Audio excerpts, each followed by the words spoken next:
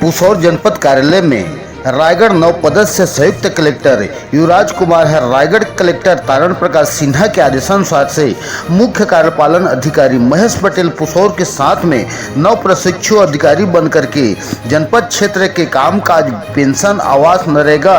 जैसे कामकाज के गांव के स्तर में जानकारी घलो कार्यालय में ली से जहां जम्मो विभाग में जाकर के अवलोकन घलो करी से जनपद सभागार की सामान्य सभा के बैठक में वृक्षारोपण ओलंपिक एवं अन्य काम धाम के जानकारी मुख्य कार्यपालन अधिकारी महेश पटेल के साथ में रीपा गोठान के भ्रमण कर प्रशिक्षु अधिकारी बन के कार्य की जानकारी ला अवगत हुई से यहाँ पे मेरा पहला पोस्टिंग एज अटैचमेंट किया है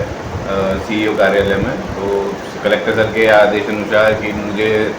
एक आईएएस ट्रेनिंग प्रशिक्षु अधिकारी होने के नाते सारी चीज़ें सीखनी है कि किस तरीके से बारीकी से किसी भी सीईओ कार्यालय में और सीईओ जनपद में किस तरीके से काम को अंजाम दिया जाता है, भले ही वो पेंशन वाला काम हो, नरेगा वाला काम हो या फिर